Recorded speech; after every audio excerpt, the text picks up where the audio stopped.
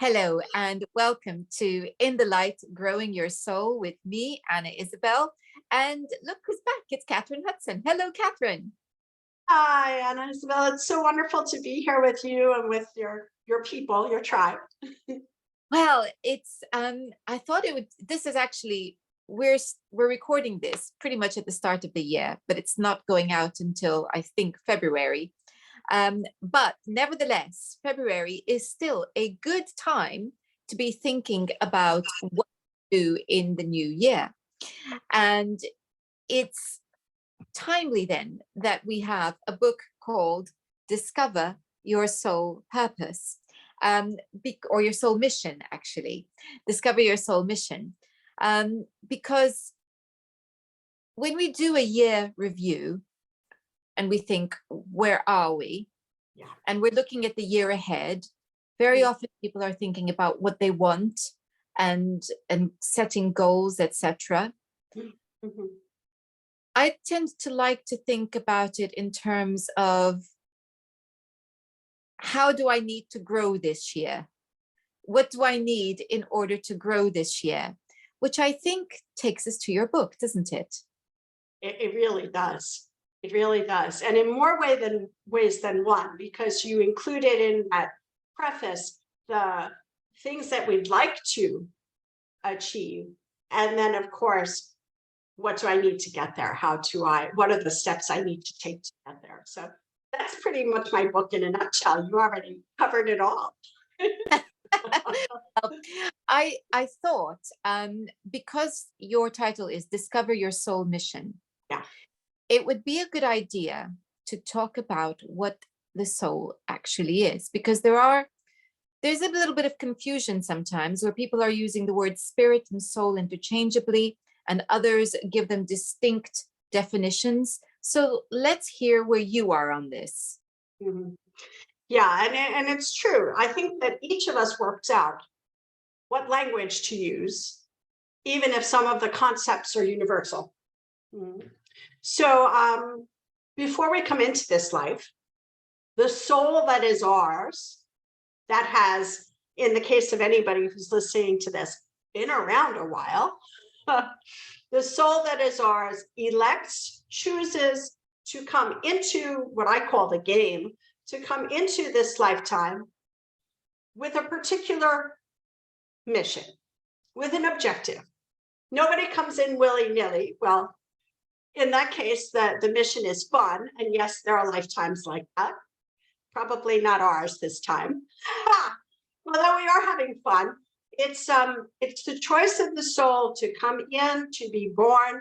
It's the choice of the soul, and I talk a lot about this in the beginning, what form will take. So if you think about video games these days, people in a lot of them, as I understand it, because I'm not a big gamer at all, but there's a choice of the avatar. What do you want your character to look like as you're going to be playing these games? The soul does exactly that.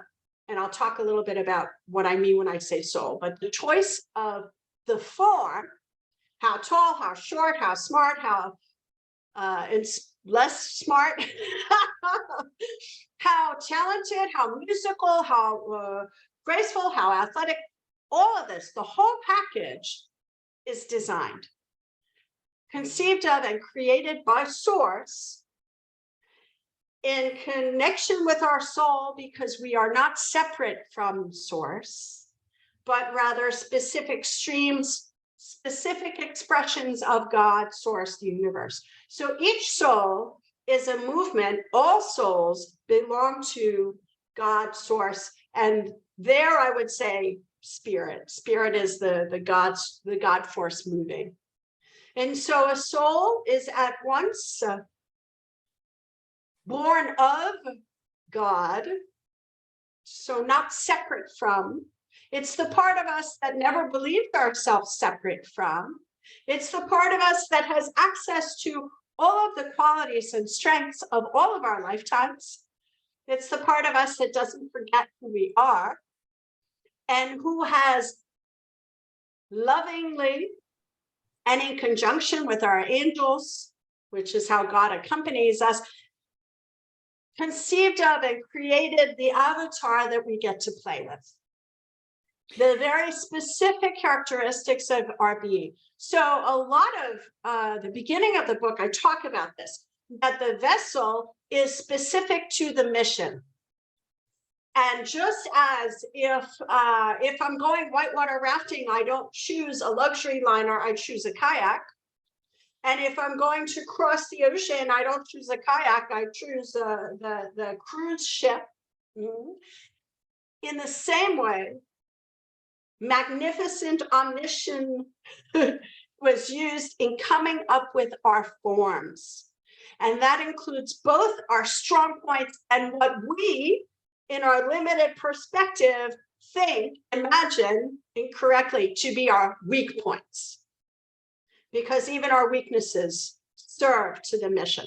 So I loved in the beginning, you said, oh, it's not purpose, it's mission. In fact, it's on purpose. So the soul chooses a mission, and our mission, should we choose to accept it, becomes our purpose. Most of us go through life without consciously, most of us, many of us, go through without consciously recognizing that there is a mission. Some of us fall haphazardly into it. Some of us are pulled into it. Think of young people that are beyond Mozart, you know, these massive talents, or talented in any domain where we gravitate naturally to sport, to music, to school, whatever it might be. There are those that are just pulled right into their mission. And so their human purpose aligns smack dab with the mission from the get-go. That's not most of us. There's quite a lot there. So in answer to the question, you're seeing soul as the identity of the collection of many lifetimes, if we can put it that way. Yeah, so yes. But then spirit is the animating force. So it's the life force. Okay, good. The other thing that there's all of that you've described, which made me think of the fact that that process of choosing the form to suit the mission, the purpose of which is to evolve the soul and to grow, it's my experience when I've been working with clients doing life between life regressions, where we can see that happening clearly. And the wonderful Dr. Michael Newton outlines that in his book very, very well.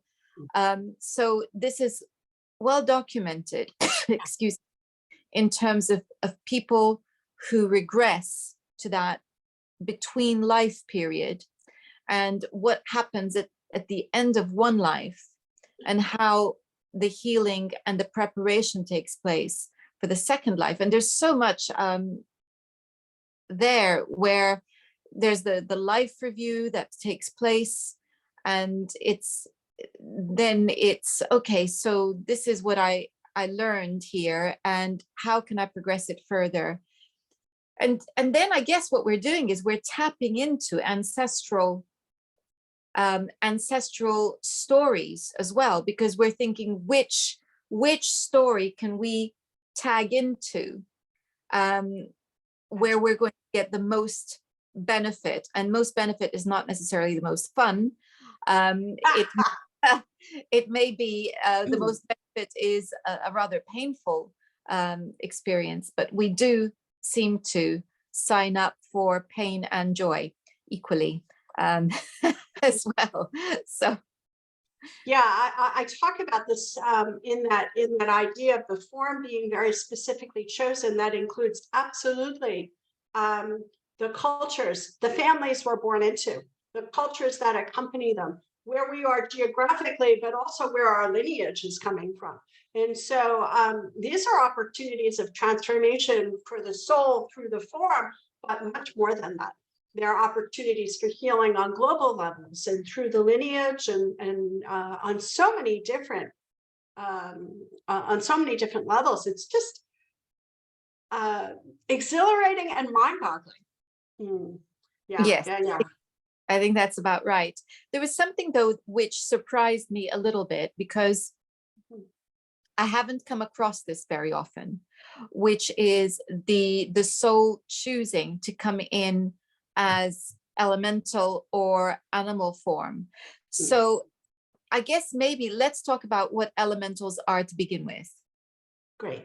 So human beings are not the only, well, first of all, I would posit that human beings are meant to be guardians here on Earth.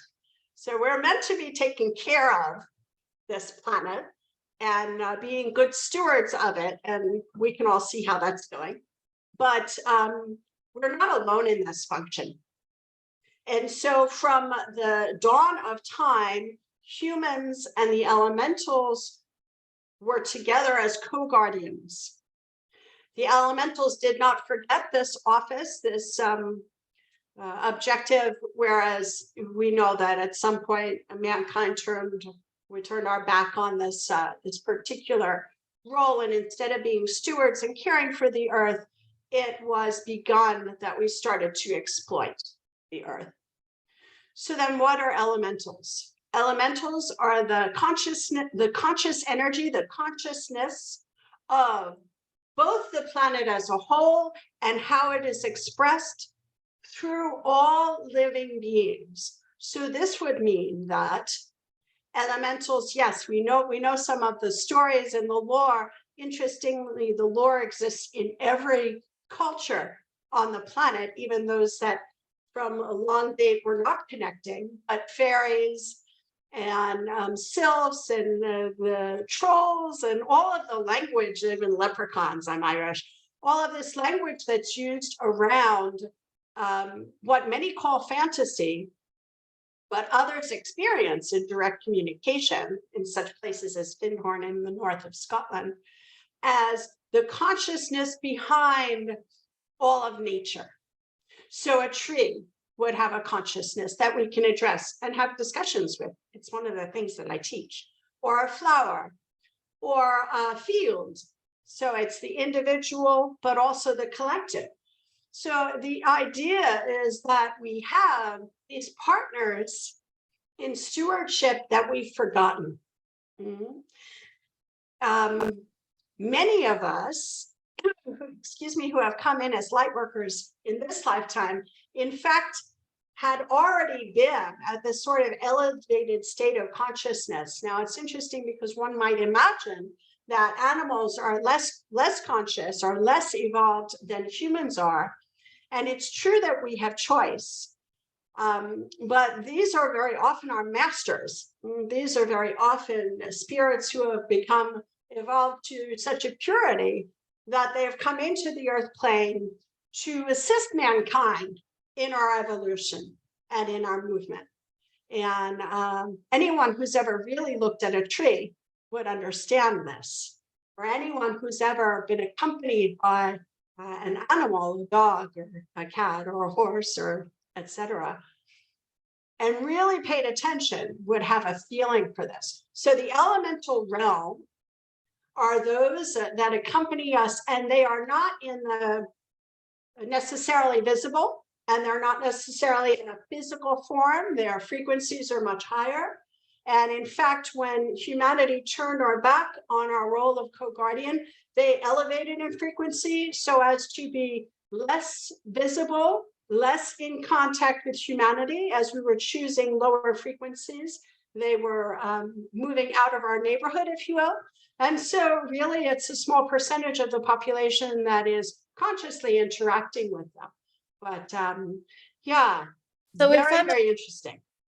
So if I'm understanding correctly, what you're saying is that elementals are light beings, Yes. which are operating at a different frequency to ours, and that as our frequency lowered in time, we have become less able to see them and interact with them. So it's not so much to do with the fact that we are physical, it's to do with the fact that our frequency has changed, and therefore our ability to see them has changed in the same way that a cat or a dog doesn't see the same frequency of color as we do. Okay. That's very well put. And in fact, we know that what is physical is only energy moving less rapidly. So yeah, it's very specifically that. Absolutely. Mm-hmm. Okay, good. So now the reason that I was surprised to read about what one would think of as human souls coming in as animal souls is nothing to do with whether we consider them to be more or less advanced, but it's just simply that I haven't read many accounts, and indeed in my own practice, I have not had accounts of people regressing back to a lifetime as an animal form. Yeah, and in fact you wouldn't, because there's a movement forward. So if we're in a human form, we haven't had an animal form. It's a next step up. It's a step up that doesn't require evolution, because, and I'll be more clear, animals are a direct expression of divine consciousness without the peekaboo effect, without the forgetting of who we are. And so one could say that, yes, humans are more advanced because they have free will. Animals are already at a stage where why would there be any will but the will of the direct expression? So God expresses directly through dolphins, through horses, through dogs, and through cats in a very pure way. And those souls don't go back to human existences afterward. So this is why it seems very natural to me that you would not have met somebody who has never had such a lifetime. This is not to say that every animal has had human lifetimes. This is not to say that this is necessarily a step on our reintegration and realignment, but it does happen.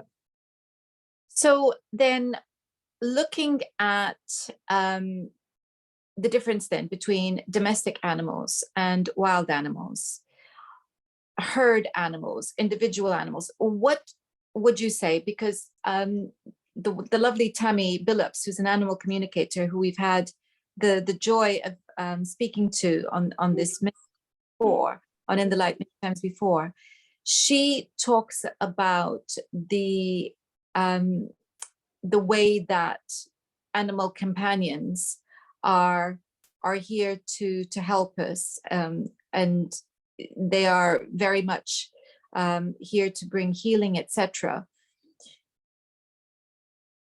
Yeah, I'm in complete alignment with her positive. Yes, I understand that. I absolutely believe it's absolutely right and true, etc.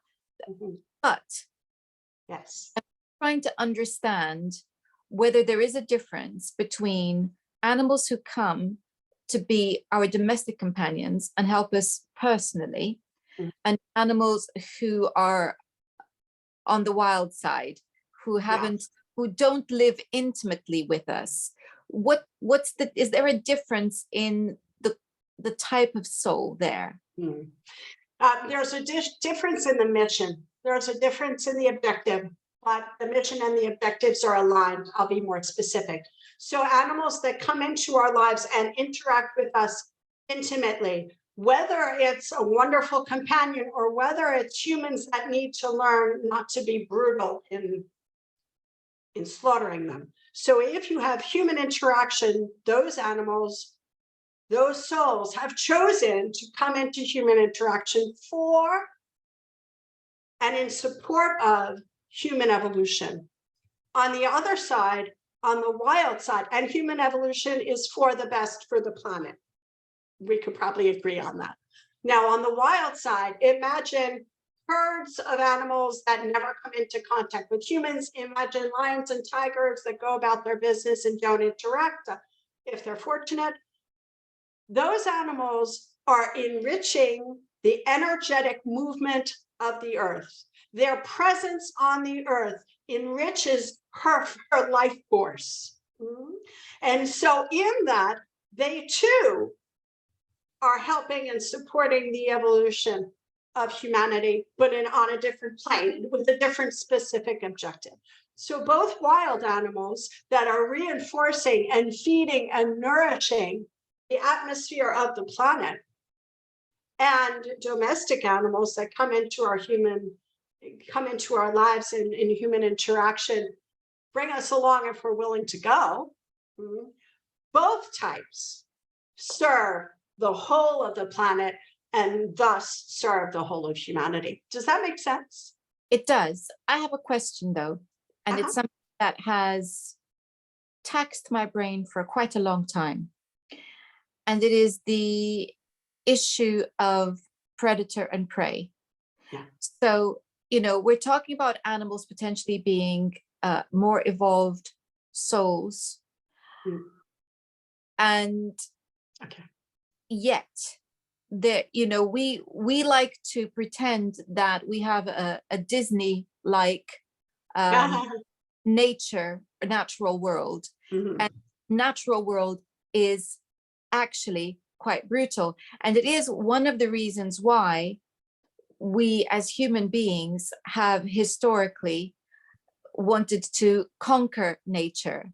Because as much as we like to think about Mother Nature and Mother Earth, and it all sounds very cuddly and fluffy, Mother Nature actually has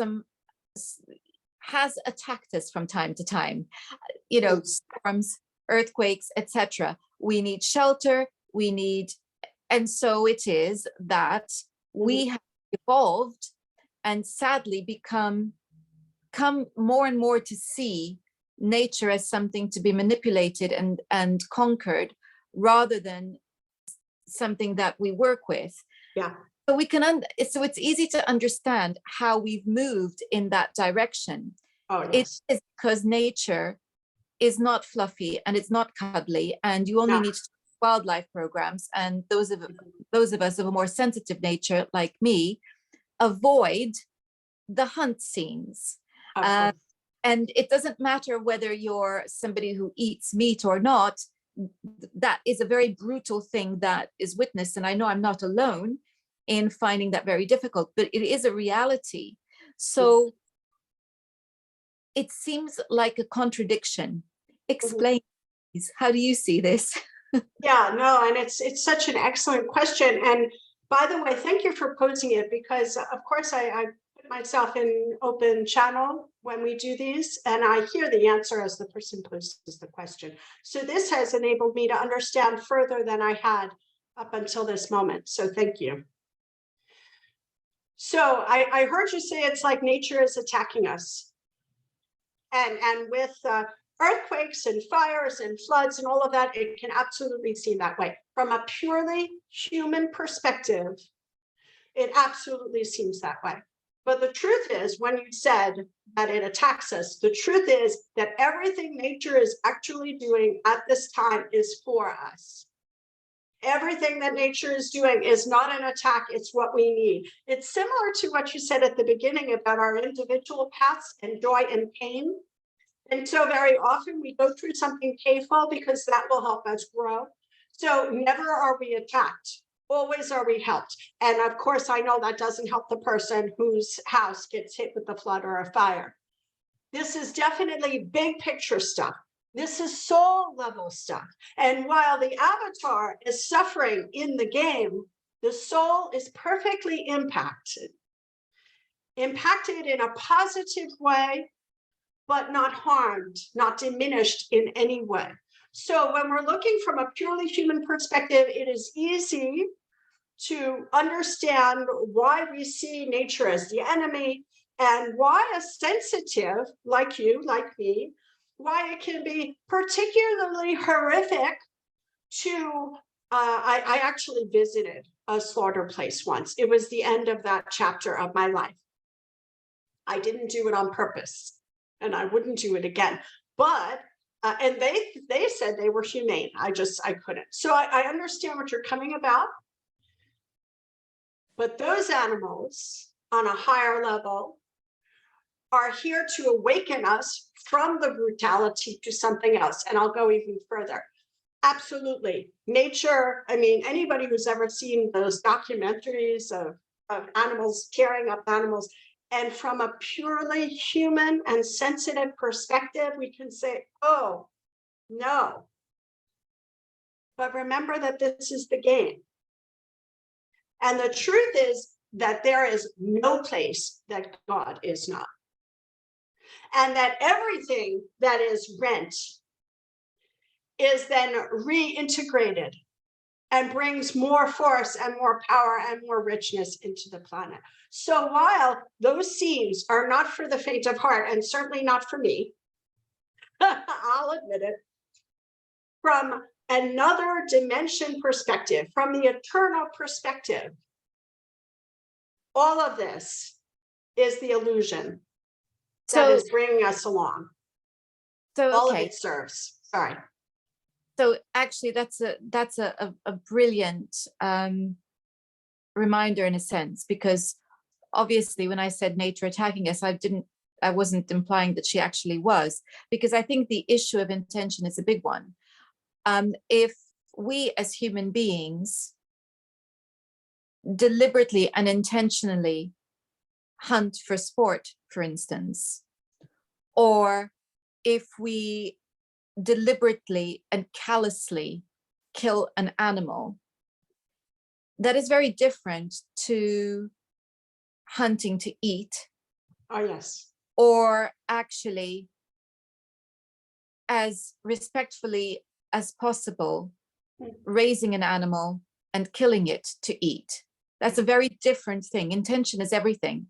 And when I'm looking at animals hunting each other, if you've had cats, and will bring things in. There is nothing wrong with what that cat is doing. The cat is being a cat.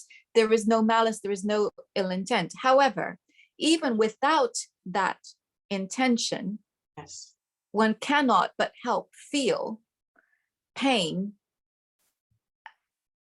or because of the empathy that we have for the animal that has suffered a rather brutal life. But what you've just said has reminded me that actually perhaps those souls too are on their evolutionary path, and perhaps prey animals particularly have chosen to have that experience for a reason. And it's something that we forget, is that they too are on an evolutionary path, and that their souls are developing as well. So that's very interesting, because I don't know why I hadn't thought about it like that before, but I hadn't. So thank you. And thank you for putting words on it, because now I hear it back from you, and it settles it even further. Now, that's it. We have a tendency, with the best of intentions, to see things from a human perspective, from our particular human perspective. And it's a bit ethnocentric or species-centric. Well, I mean, because all that lives for a reason, and all that lives is the breath of God, or source, or the universe. And I think actually what we are saying, which is a comforting thought, in many respects, is that nothing is random, and that pain and suffering are a part of life, but they're not random. They exist for a reason. And so that is a comforting thought. When I think about a cat killing a bird, etc., is to remember that, okay, yep, very sad, and feel that pain and upset, but the bird is actually fine. There is life after death. It's fine now. And yes, it had a traumatic death, but there is healing for it on the other side, just as there is for us. And that soul, for whatever reason, also chose to come in for that purpose. And experience that. Experience that. So although it's very difficult to comprehend why, but then we know choose to have lives which are painful. So it's actually a very comforting thought, even though most of us will rather avoid pain. Pain avoidance, check. Thank you very much. Yeah, yeah. So yeah, I mean, the same. We often ask the same question when we see somebody, when we ourselves pass through something very difficult, because life is that sometimes, or we see it in another, like, why would any soul have chosen that?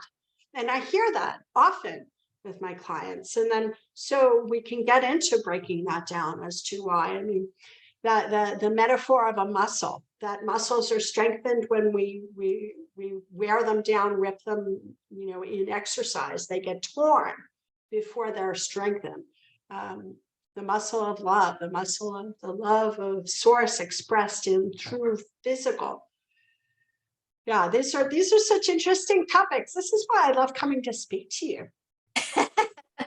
It's always so juicy. It's my ever-wearing brain. I love it. Love it, love it, love it. And these are questions who hasn't asked themselves some of these questions. Exactly. So especially if you love animals. Oh yeah, it's absolutely the case. Absolutely. Yeah. Mm-hmm.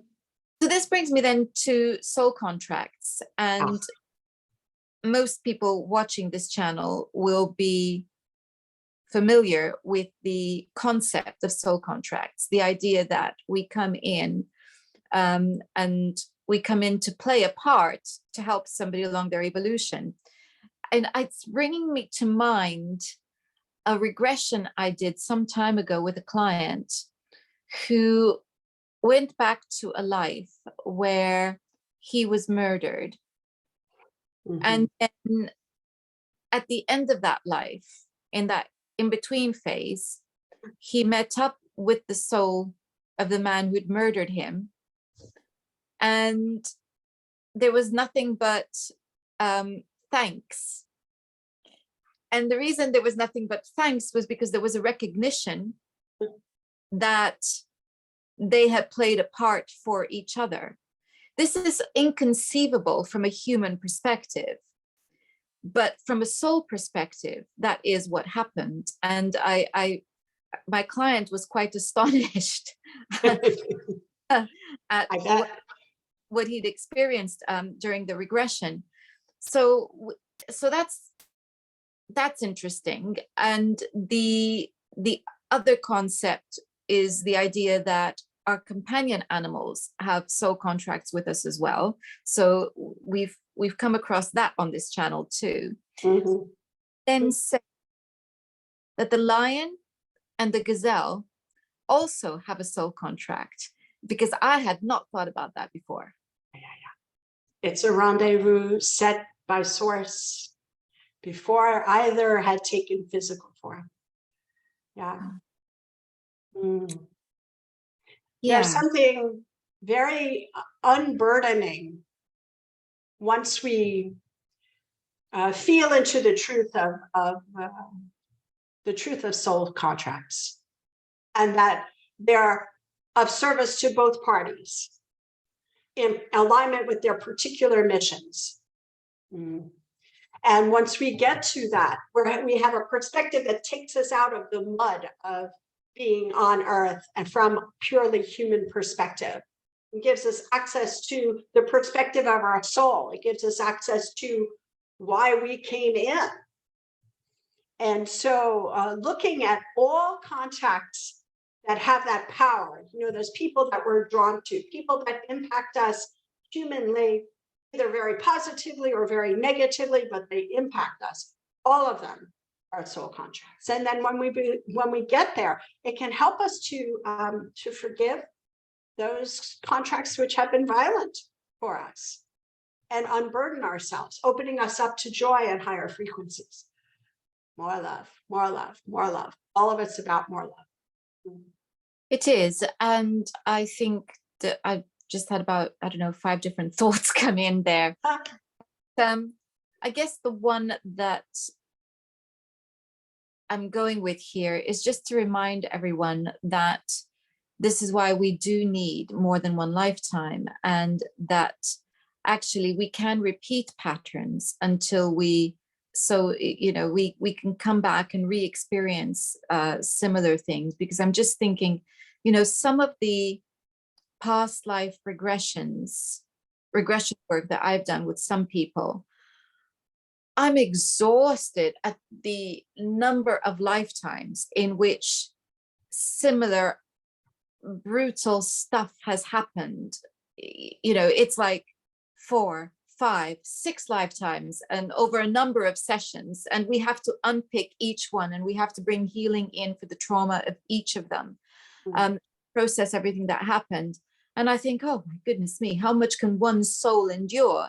And so then the next thought is, no wonder we need angels.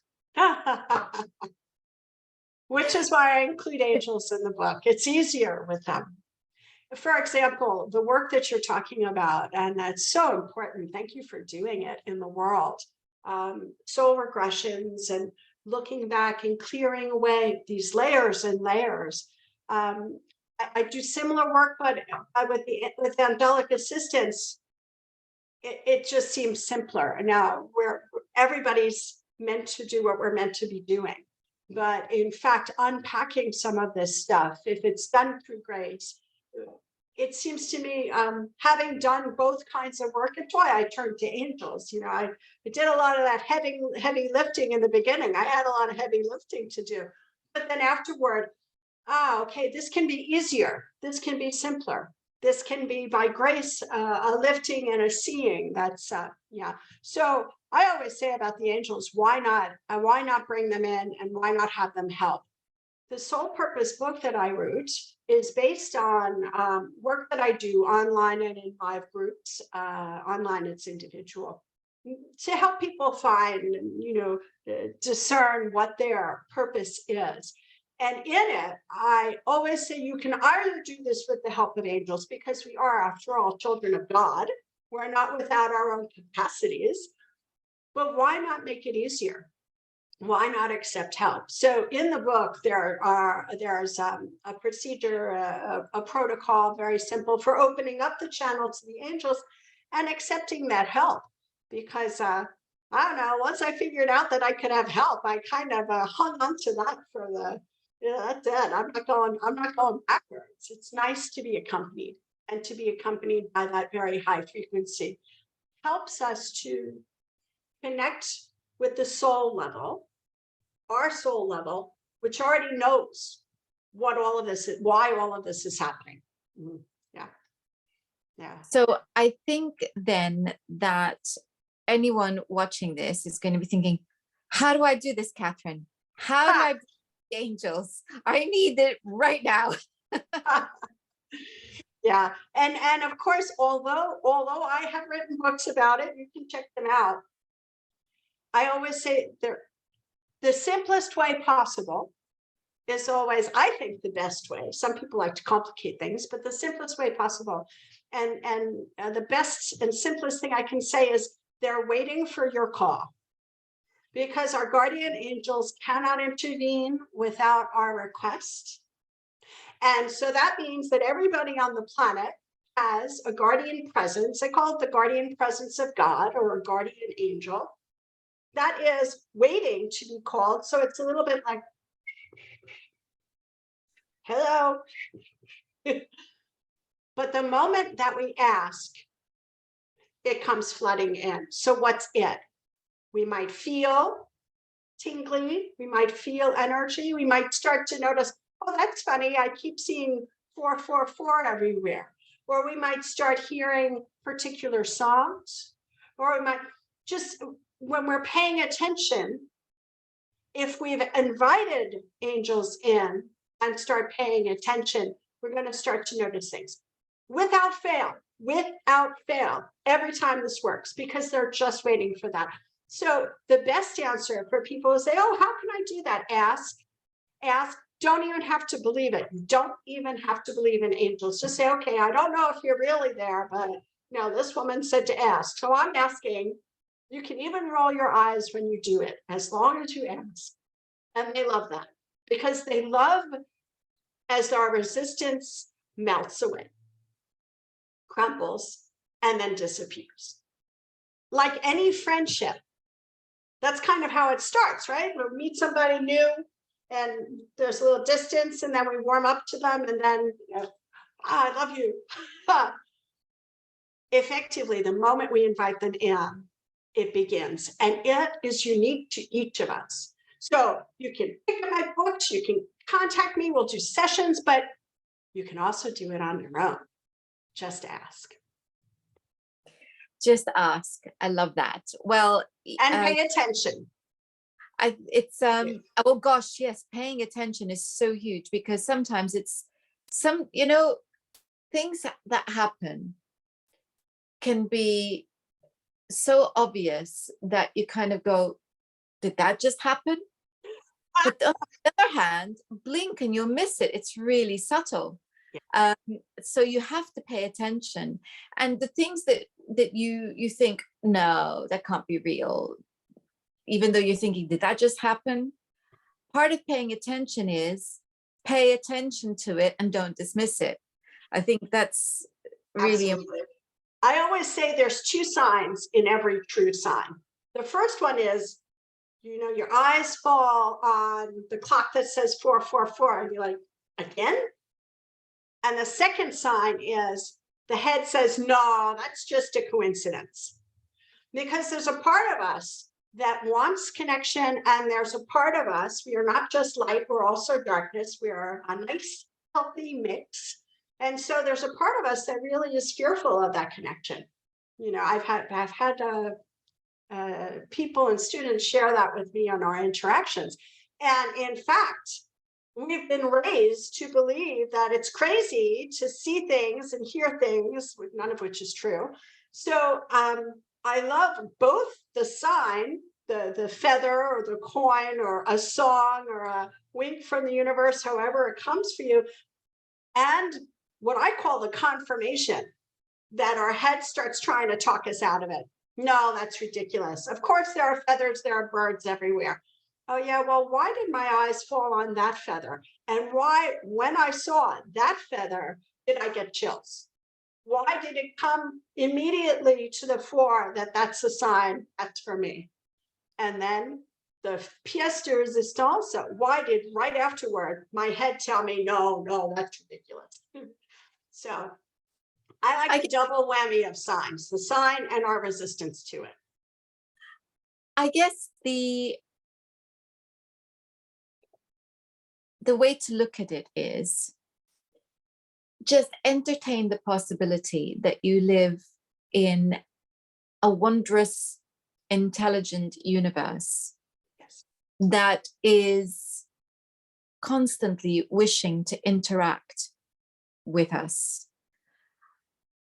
And that if we entertain that possibility and play with it, we have so much more fun than if we are closed off to that possibility.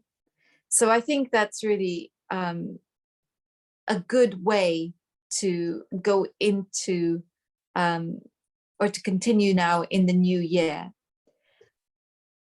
And to help you with that, just a reminder that Kathryn has other books which are also very helpful about angels and crystals.